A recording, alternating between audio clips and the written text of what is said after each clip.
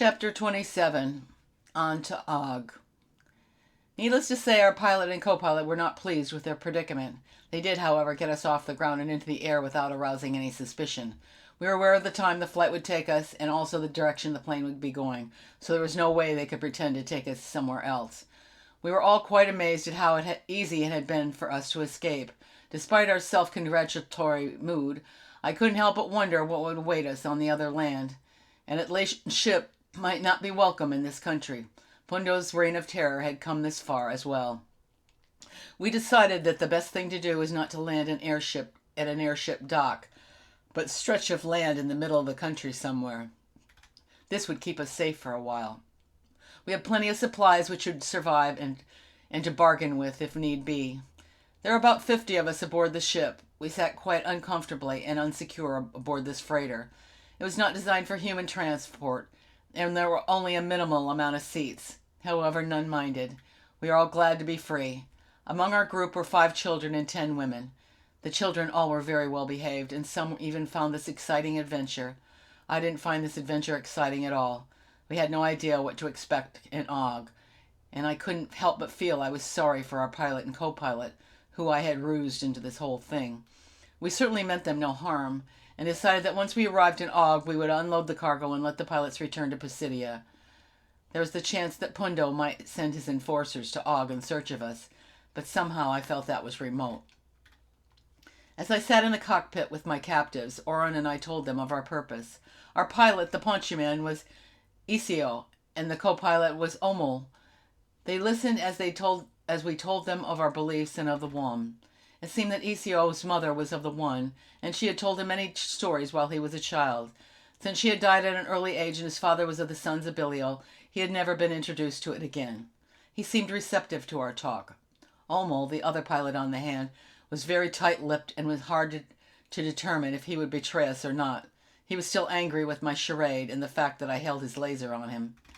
Og was a large country, and although our goal was to find our friends who had sojourned to this country so many years ago, we hadn't a clue as to where. We prayed that the inhabitants of Og would welcome us rather than fear our presence. As we approached the country, the sun was just coming up. It was beautiful. The horizon was a golden glow, with the mountains silhouetted in the radiance. We directed our pilots to veer away from the inhabited areas and to find a place to land. It was a difficult task, considering that the country was extremely mountainous. Finally, we flew towards the interior of the country. We saw a stretch of flat land between 2 mountain ranges. It was there that we would land. The pilot circled the plane around the area before our descent. Since most of the people aboard were not fastened into a seat, we all held on to one another and braced ourselves for the landing. I'm sure that others' hearts were in their throats as mine was in mine, as the plane started to go down. It was partly fear for the landing itself and partly fear for the unknown of what was waiting for us below that overcame us. As the plane slid into the rocky ground below, we could hear the scraping of its bottom. Then suddenly we came to a screeching halt. We were down. We were safe. We were in Og. We opened the door and all sucked in the fresh air in elation. We had done it. We had escaped. One by one we jumped from the airship to the rocky ground below. We were in the wilderness. There was not a person for miles. We all were so happy about our successful trip that we all began to sing and dance. It was a wonderful feeling and a wonderful morning. It was the beginning of a new life for us all. After a few minutes of merriment, we began to unload some of the ship and to prepare for breakfast before we completed unloading the cargo. It reminded me of the old days in ATLATIA, when we all get together for feasts. Everyone did their jobs to contribute to the feast, and when it was prepared, it was blessed by the priest, and we all sat in prayer. Our 2 invited guests, Isio and Omul, sat and watched us throughout the festivities. They never said a word and waited for us to finish. We shared our feast with them, but hardly a word passed between them. Sigun blessed our food and thanked the One for the safe arrival in Og. Oron spoke of the records and everyone's contribution to the word, which we would pass through many generations. The air was cool, but the sun was warm, and having existed in the tunnel safe house for so long, we all basked in the sunlight. It was almost like being reborn in another place. After we finished eating, the men proceeded to unload the cargo, while the women and children cleaned up after our feast. Isio and Umul were again coerced into helping unload the ship, since we felt to leave them doing nothing might be dangerous. When the last piece of cargo was placed on the ground, Oren and I shook the hands of our captives and thanked them. "We are sorry we had to coerce you for your assistance, but you see there was no other way," Oren told them. "Yes," I said, "I am sorry for the charade, and I hope some day you can forgive us." Isio was the first to speak. "I can forgive you now," Oren told him. "You may take the plane and return to ATLATIA now that we have no further need for you or the ship." Isio put his hand on Ora's shoulder. "I want to thank you for what you have done. What I've seen here today, the love and camaraderie, is something that I have never witnessed. You see, I loved my mother and her stories, and although I was brought up as a son of Belial, deep in my heart I believed in the One. I should like to join you and your friends if you would have me. I have no family. I have nobody to love me." He began to cry. Oren took him in his arms and held him. "We would be honored if you would join us. You will always be loved." Omel, who had been watching his friend through this with his face still coldly tight, also became filled with emotion. "I, too, have never witnessed anything like your people." A tear trickled down his face. "I was an orphan, brought up only by the government. I wish I could have felt love as these children." Sigun took his hand. "It is not only the children. We love each other. We are all a part of the One, and that includes you, whether you are of the sons of Belial or a fish in the sea. We love you." Omel choked out between tears. "I want to stay with you, too." Everyone in the group cheered. It was a special moment for us all to have these two men join us. Since we now had 2 new members to our group, and since they were not taking the ship back to ATLATIA, we decided that the best thing to do would be to hide it. We pulled the mighty ship into a wooded area and covered it with branches so as not to attract any attention. We then took our cargo and hid it as well. We would have to see where we were and what we were going to do. Omel shared some of his knowledge with us. He had flown to Og before and knew that we had landed about 100 miles from the nearest city. He had heard that in the mountains there were small villages of poor people, but if we were trying to find our friends, they were probably at a large city, and since they had set out on a water ship, they had most likely settled near the sea to the west. We decided that the best thing to do was to leave a group of people with the cargo, and then send our exploration to find out where we were and how far it was to the nearest village or city. 12 of us set out. The terrain was rough, and much of the land was jungle-like, inhabited by many creatures. Across the stretch of jungle land was a valley, and as we looked into the crevice of the earth, we could see a village. Again, we decided to split up in case of inhabitants were not friendly. Oran, Elchi, Omel, Ichio, Gomel, and myself carefully descended down into the valley. As we approached the village, we could see that it was primitive. There appeared to be no modern convenience of any sorts. They used donkeys and horses for transportation. Their dress was simple. Men wore long woven wraps over a baggy pant with boots. Women also wore long woven wrap, but over a full skirt and boots. They all seemed to be going about their daily chores with no other thoughts on their minds. The people of Og were a race similar to us, and we felt that, except for our clothing, we would be able to blend in. How wrong we were.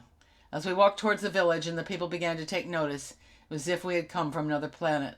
They all pointed and stared at us. We continued to walk closer despite the obvious fear of the people. Oran, being the most articulate of us, approached an old man who sat smoking a long, attractively carved pipe. "Hello. We are friends. Please do not be afraid." He was afraid to use the word Atlatian for fear Pundo's reign of terror had touched this part of the world. The old man didn't speak, but puffed on his pipe and studied our appearance. Since we had suspected some trepidation on their part, we had brought some bags filled with supplies from the ship. I felt it was time we used them to open the door to this village. I took my bag, which had been slung over my back, and proceeded to empty its contents in front of the old man. Inside the bag were fruits, vegetables, colorful silk fabrics, nuts, various utensils, soaps, and perfumes. The contents of the bag drew quite a crowd, and before I knew it, we were surrounded by villagers. Oren picked up some of the goods. "These are gifts for you. We are friends." The old man picked up a piece of fruit and took a bite out of it. He smiled, revealing his blackened teeth. Others touched the foreign objects and nodded and smiled. They spoke a tongue foreign to ours. We hadn't planned on that. I turned to Oran. "This is going to be more difficult than we thought. They can't understand us."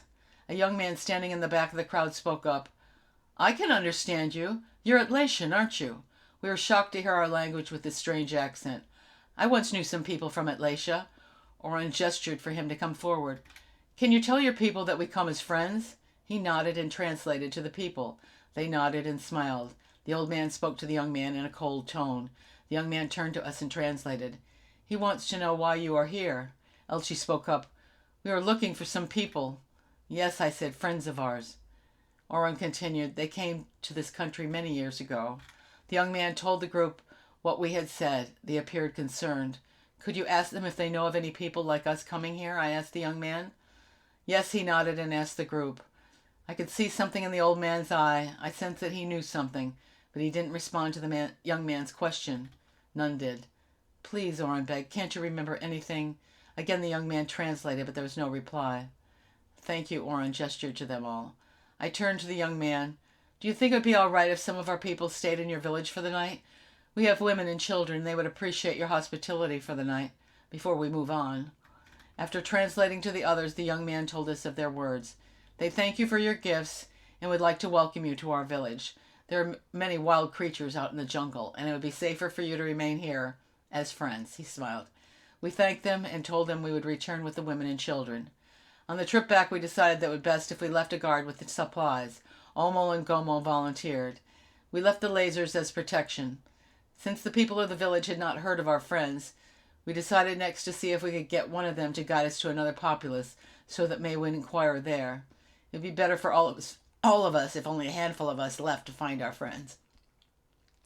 Our group camped within the safety of the village. Our translator, Huon, stayed and talked to us around our campfire. He told us of his first meeting with Atlanteans. He had only been a boy when his mother and he were on a journey to the great city of Piku. His mother had become sick with jungle fever when they were discovered by this group of strangers.